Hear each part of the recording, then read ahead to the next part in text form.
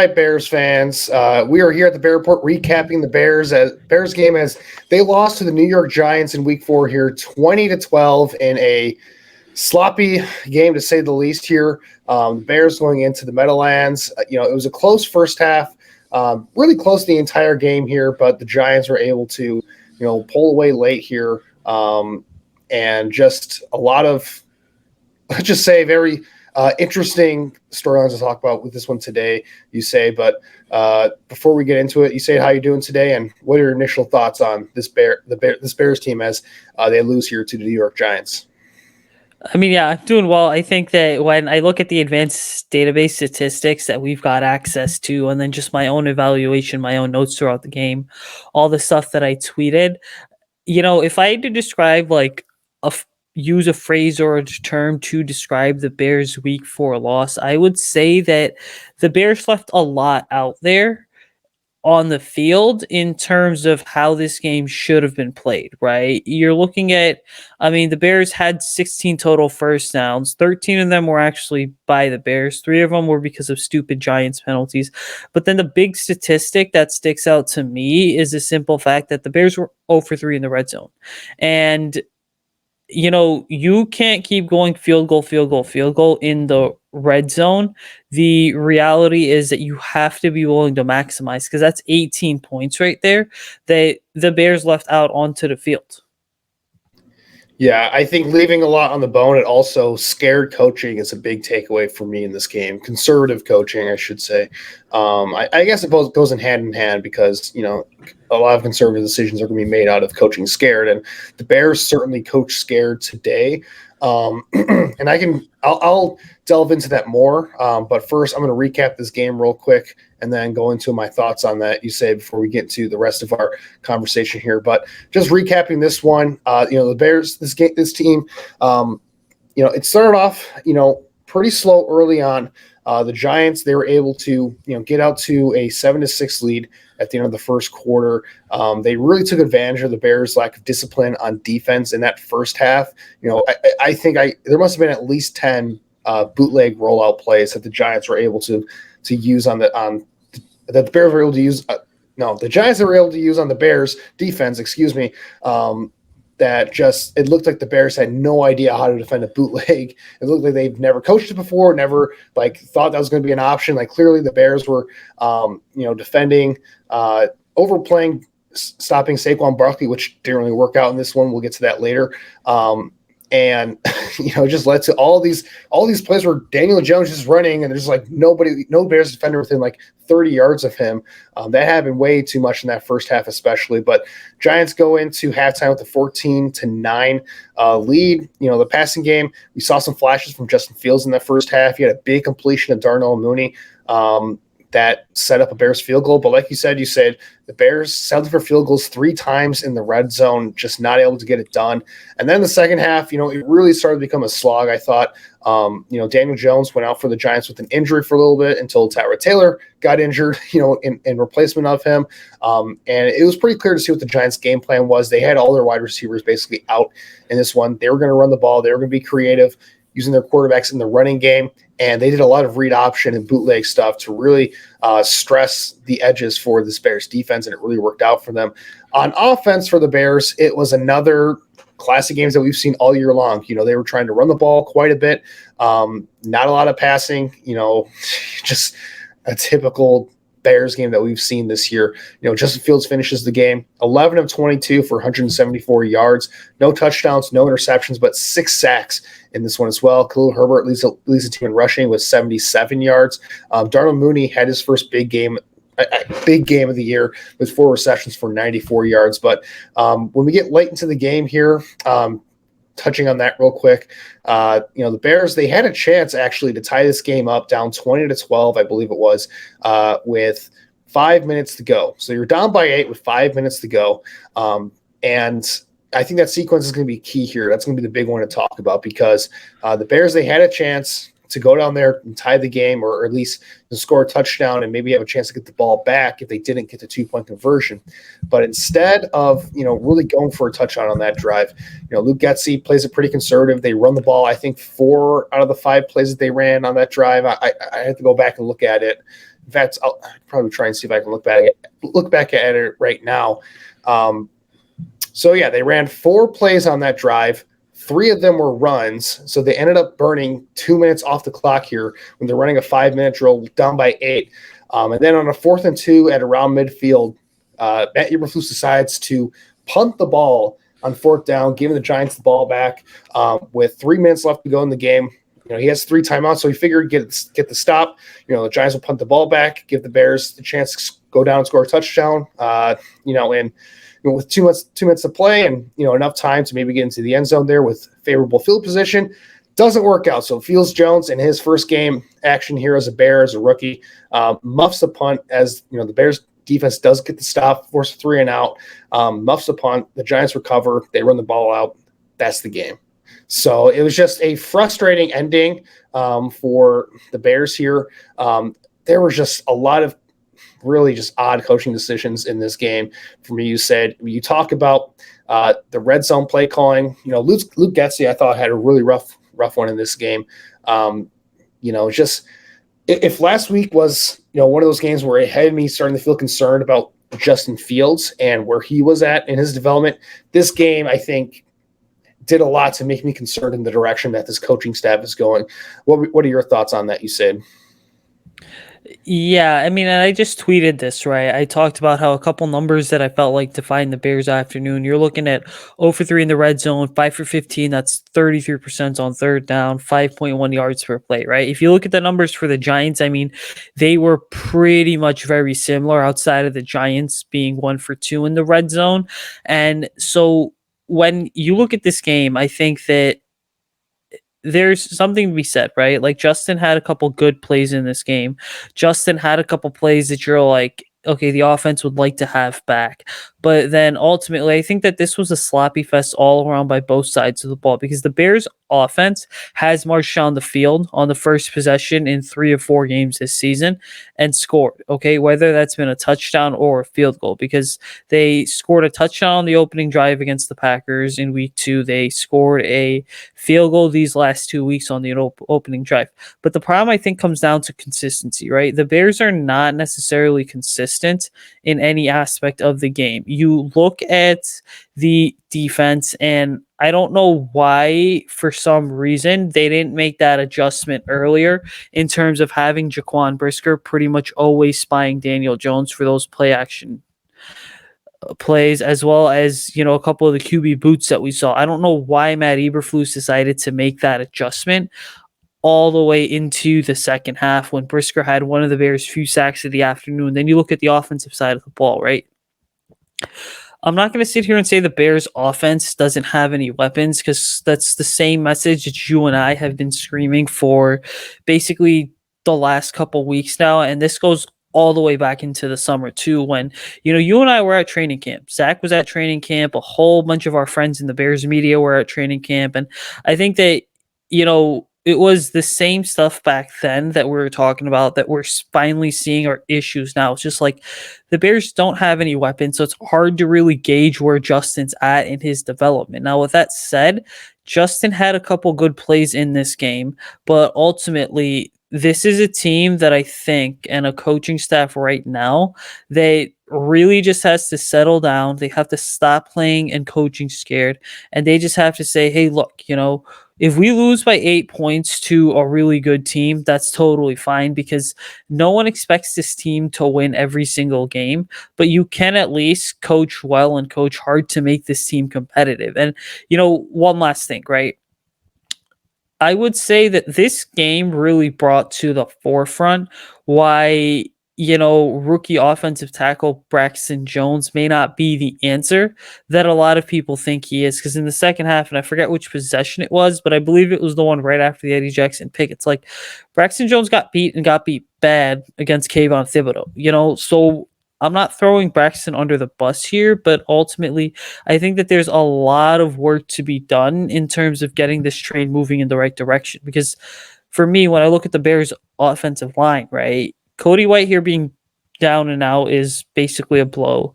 But then the continuity, you can't really say that there's continuity along the Bears offensive line, specifically because one series we see Lucas Patrick in, the next series we see Tevin Jenkins in. And unfortunately, I think that this coaching staff has to get to a point where, they have to understand and they have to realize that, especially up front, because it's so important to develop a young quarterback, you have to find a solid five and you have to let those five gel and call it a day. And then if there are significant struggles, then you go ahead and then you make a switch. Yeah, the offensive line, it was a rough one for them today. And I like the point about you make about the coaching staff, not sticking with a solid five and just sticking with it, because they once again went to that Lucas Patrick, Tevin Jenkins rotation again. And it's comical at this point. Like, why are we still doing this in week 4? Like, does Lucas Patrick really need to get that much in shape? Like, why not just put him back at centers? Like, either the hand is healthy or it's not. And clearly Tevin Jenkins has been the better of the two. There were multiple plays in this game where Lucas Patrick was just getting his ass whipped by, whether it be, Dexter Lawrence up front for the Giants or whoever else. But, Lucas Patrick did not have a very strong game. You talk about Cody Whitehair going down. It's a tough blow because Cody Whitehair has been arguably their best offensive lineman so far this year, as has Tevin Jenkins when he's been on the field. So it's just frustrating that they went into this game with that game plan of continuing this rotation, which I think has just been a waste of time for everybody. Just let Tevin Jenkins play. He's been good when he's on the field. Let him get that experience, because Lucas Patrick, we've seen it here. He's just a guy. And ultimately, he's nice depth to have. It's nice, if he's your center, because I think he's better than Sam Mustipher and what he's giving you right now. But yeah, I'm tired of this rotation and talking about it every single week. It's one of those frustrating coaching decisions, and a long line of coaching decisions that I just had a lot of frustrations with in this game. You talk about the lack of weapons for the Bears, and I think this game was a good showcase of both coaching staffs and how they overcome those lack of weapons. Because honestly, if you go into the, just looking at this on paper, I think you can make an argument that the Bears, they had better offensive personnel than what the Giants had today. When you look at the Giants, they had their top 3 wide receivers out. When you look at Sterling Shepard, out for the year, I think a knee injury, ACL, I think. Wan'Dale Robinson's not in the lineup. And then Kadarius Toney not in the lineup today. So they were down on their weapons in this one. Their offensive line just got absolutely destroyed by the Cowboys last week. They don't have a good offensive line. They have Daniel Jones at quarterback, So they have all these deficiencies everywhere. And you saw Brian Dable and Mike Kafka for the Giants be able to scheme around that and find creative ways to move the ball and facilitate competent-looking offense for some stretches of time here. And I can't say the same for the Bears here. They've been able to run the ball quite a bit. We saw some flashes with Justin Fields today in the passing game in terms of getting some deep completions. That once Darnell Mooney was an absolute beauty, like a great throw, great catch. That's the type of stuff you want to see. But I think this game is a good showcase of this coaching staff playing scared, playing conservative, and just not a ton of creativity right now from Luke Getsy and this offensive and this offense right now. There's just not a ton that I look at and I say, yeah, they're doing a really good job here, because I don't. Like, how many times are they going to call tight end screens for Cole Kmet on 3rd and long, when Cole Kmet, he's like one of your least athletic, least agile, least dynamic playmakers with the ball in his hands? Like, you just had Veals Jones get back healthy, and we'll talk about Veals Jones in a little bit on the return side of it, but Veals Jones is like one of your most dynamic playmakers. I thought the entire point of drafting Veals Jones in the 3rd round was to use him on these gadget plays, on these reverses, end around screens, and get the ball in his hands so he can make a play after the catch. Like, that was like the whole point that you drafted him, right? So why isn't he getting on the field for these situations? Instead, we're wasting play calls, just throwing to Cole Kmet on these screens where he's not a dynamic athlete. He's not going to make too many guys miss. He's not going to, if he gets space, he's not going to take advantage with, dynamic speed or anything with explosiveness. That's not his game. So, stuff like that is frustrating. The 2nd and long runs are frustrating. And just the lack of aggressiveness in the red zone to go for it and to open it up and let Justin Fields, see what he has. And again, it's one of those things where we're 4 games in and this coaching staff is still playing scared with Justin Fields. They're not really letting him air it out. They're still keeping, the training wheels on, so to speak, for him. And it's just one of those things where again, the entire point of this year was to develop Justin Fields and see what he can do. And I thought I saw some positive growth from him in this game, but with the coaching staff handcuffing him so much and not letting him really go out there and air it out, it's just, how are you going to see the development that you need to see from him this year when you're playing so scared and close to the chest with him? And speaking of Fields, that goes to our next segment for this recap. Justin Fields' performance, like I said today he had 174 passing yards. I think that's the most for him this season so far. 11 of 22 passing, almost 8 yards per attempt. The 6 sacks is a little bit worrisome. This offensive line, again, did not have a great day. Also had 52 yards on the ground. He made some plays with his feet in this one. For me, I thought Justin Fields showed some nice growth. I thought he showed some there were some positives from him. It looked like he was doing a better job of, playing aggressive as a passer and going through his reads and whatnot. What were your thoughts on his performance today? And, do you think this is something that he can build off of moving forward? Well, I thought, Justin, considering the current context of things he had, and compared to where he was the first 3 weeks, he did have a solid outing today. I mean, he finally got the passing offense going. But if I'm going to be honest, when you look at Justin's numbers there again, I thought that the way Justin played today against the Giants was kind of reminiscent of some of his best performances as a rookie. Like, he played like a rookie first-year quarterback today, if I'm going to be honest, And the reality, I think, comes down to this, is that, was this a game where Justin blew the waters off of anyone and the Bears just lost because of stupid mistakes? No. This was a game, I think, where, you saw the 56-yard completion to Mooney. You saw the 18-yard completion to Mooney. You saw kind of flashes of what this offense could do, more specifically the passing offense.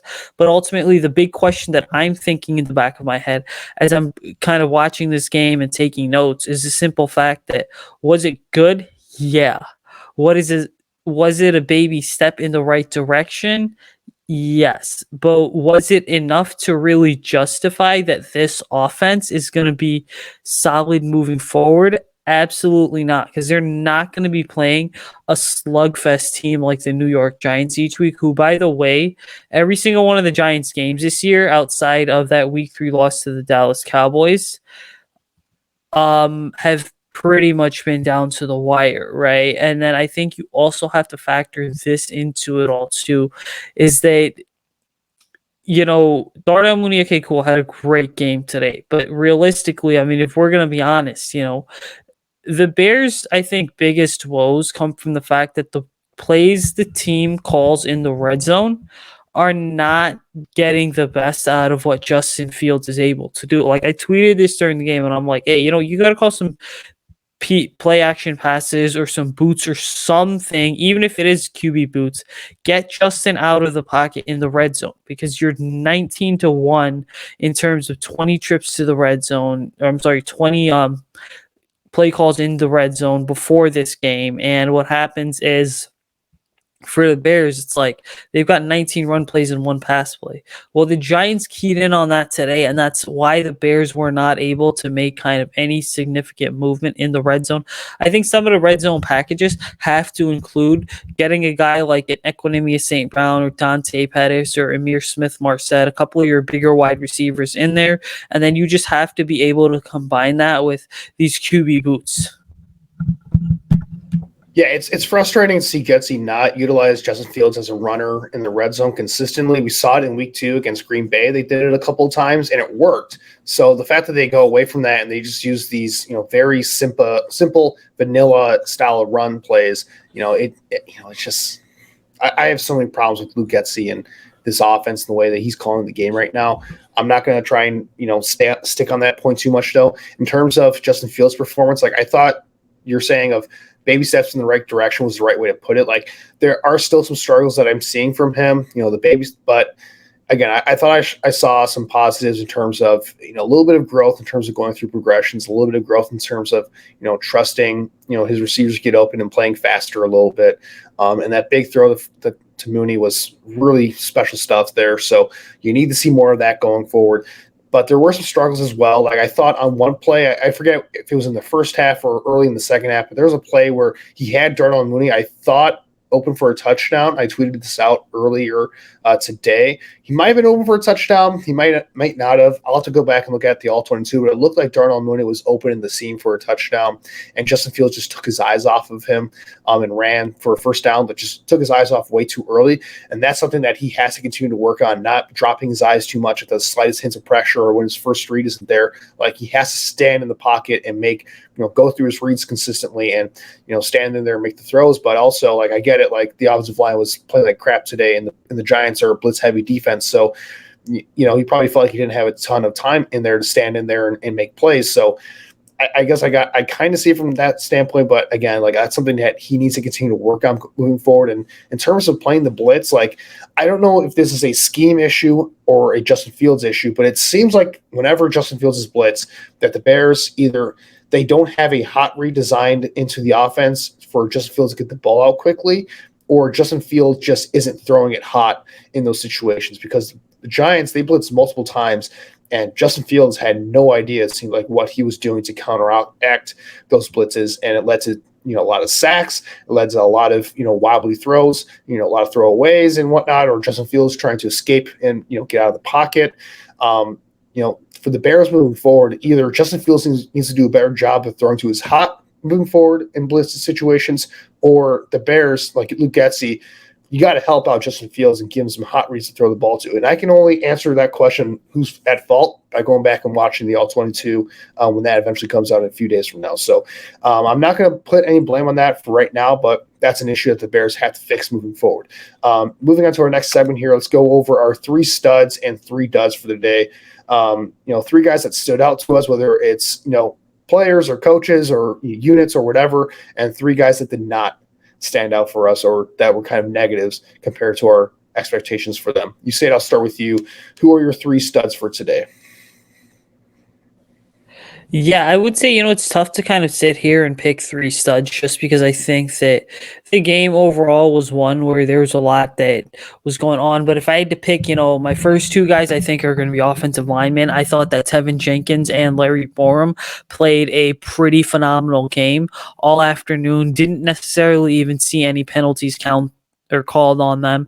And then the big thing to understand is that when you look at Jenkins and Borum, they're finally settling into their roles in this new offense. And so their development is going to be exciting to watch moving forward, specifically because when you look at where the Bears are at as a team, I mean, they're not going to be in a position to bring in 5 starters on the offensive line next year. So naturally, there might be players like Jenkins and Borum that, again, are going to be under contract that just make more sense than going out and trading or spending all your money on a starting caliber offensive lineman.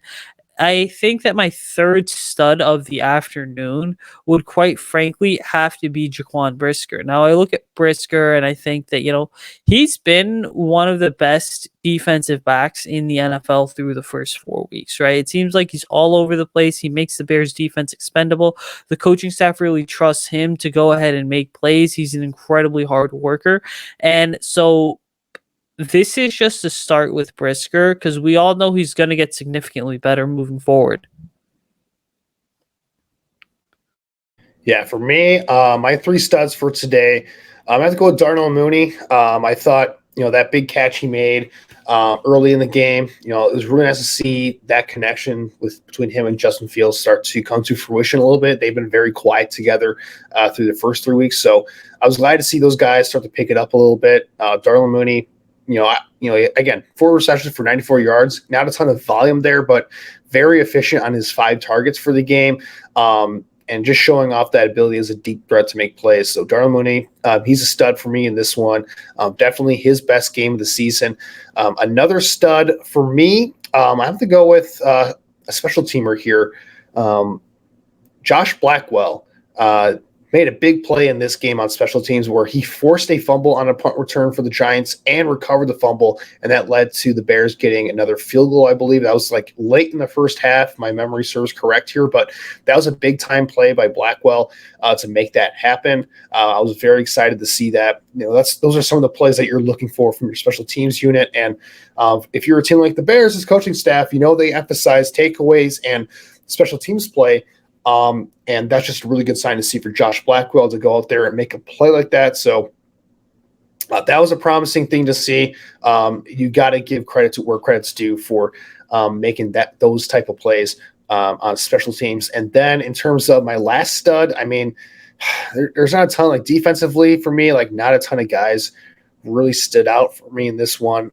I'd say Eddie Jackson, played a really good game in this one. Eddie Jackson, he looks like the old Eddie Jackson from 2018. He had another interception in this game. He looks like that ball hawk once again. He made another play in coverage where he broke up a pass on a third down. Like Eddie Jackson looks really, really good right now. And that's got to be a very exciting development because, going into this year, Jackson was kind of viewed as one of those guys that the Bears were kind of just waiting for his contract to get to a point where they could get out of it. And this year he's definitely made a case that he deserves to be, a guy that stays for another couple of years with this new regime moving forward because he looks more like, the Pro Bowl or all-pro type of safety that he was paid to be back when he got that extension in 2019. It's been a couple of down years for him, but so far, like he's definitely on the upswing. He's had a phenomenal start to his 2022 season. So I got to give a shout to Eddie Jackson for his play. Making a couple of big plays in this one. He also looks a lot better in run defense as well, in my opinion. Like his tackling looks a lot better. So a lot of good stuff from Eddie Jackson in this game. Let's move on to our 3 duds for today. Usayd, I'll start with you again. Who are your 3 disappointing players or coaches or whoever for the Bears in this one? Yeah, so I think that there were a lot of names to go around, and some of the names I'm going to say might be controversial, but number one for me, it's Luke Getsy, right? Offensive coordinator. I think I've touched on it a bit more than I'd like to. You have these red zone woes. At what point do you look at the film and say, hey, you know what? We can't consistently call the same stuff day in and day out, and that at some point you have to go ahead and you have to be willing to adapt and adjust, which Luke has not necessarily done at that point. Numbers 2 and 3, they are a bit difficult for me, but I would definitely say that when I look at one of the duds that I have for this afternoon, it's going to be pass rusher Robert Quinn. I'm not saying Robert Quinn is washed, but if we're going to be honest, he hasn't been the Robert Quinn that notched 18 and a half sacks. And again, he was kind of invisible for most of the afternoon, right? And then number 3, the big dud for me is Kyler Gordon. Look, I believe in what he's able to do.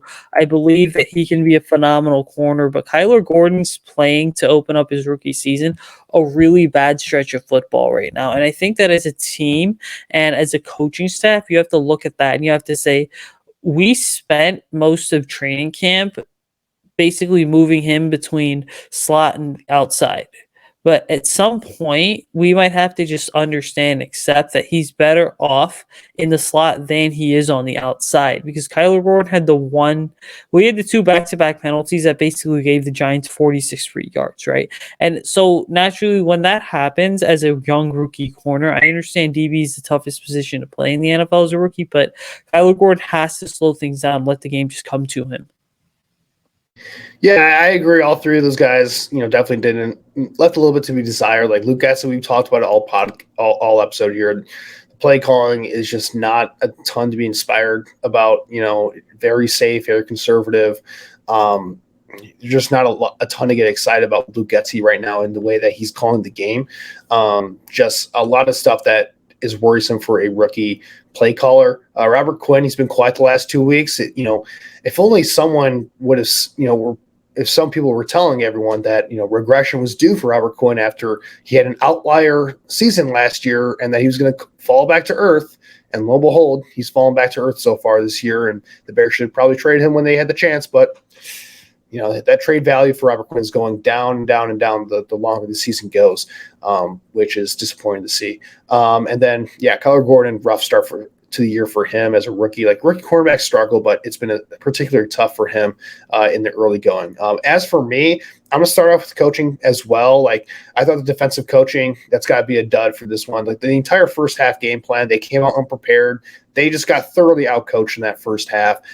We talked about it earlier. Like how many bootlegs did, and rollouts did the Giants get just absolutely gashed the Bears on in that first half, whether it was leaving Daniel Jones a ton of room to, pick up yards with his feet or, not having anybody crashing down on Daniel Jones. And he just had all day to find his receivers and his options there. Like it seemed like they were woefully unprepared to start off this game. They eventually did adjust to it a little bit, but again, the Giants were still able to find creative ways to move the ball on the ground, despite the fact that they had zero receiver help for them in this one. The receivers for the Giants were absolute trash in this game, and the Bears still couldn't stop the run properly. Like Saquon Barkley, like it was pretty clear early on that the Bears, their entire game plan was stopping Saquon Barkley, and that didn't really work out. He went off for 146 rushing yards in this game. He had a couple of huge runs that really swung the momentum in this one as well. And, Daniel Jones had 2 touchdowns rushing in this game, 68 yards. Like it just was not a great performance from the run defense. And I think it starts with coaching in this one because they just looked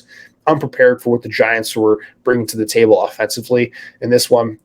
As for my next dud, I'll say like talk all about Larry Borom and Tevin Jenkins having strong performance. Like the rest of the offensive line for me just was really bad in this one. Like Cody Whitehair goes down with the injury. Before that, there was a play early on where Justin Fields gets sacked and fumbled.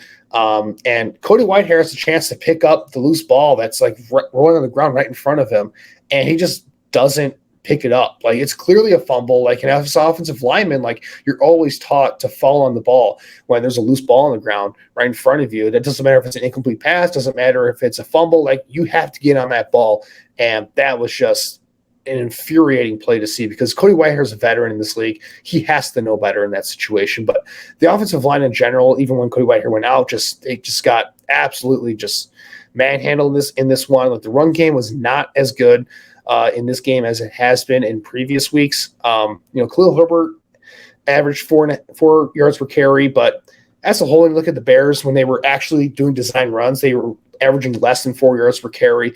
And then in pass protection, just not a ton of good in this one. Braxton Jones got beat a couple of times. Lucas Patrick and Sam Musserford just got put on skates multiple times in pass protection. Like it was not a good showcase for either of those two guys. And that definitely played a role in the offense struggling for significant parts of this game. And then my last dud is, unfortunately, I have to go with the rookie here, like Fields Jones. That fumble at the end was an absolute killer.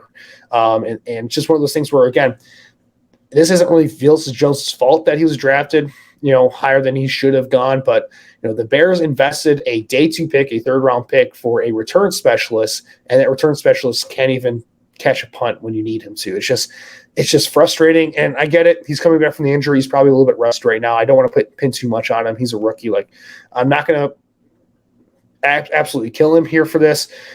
Things like, physical mistakes like that happen. It is what it is. But, they brought him in to be that return specialist, to be that gadget guy.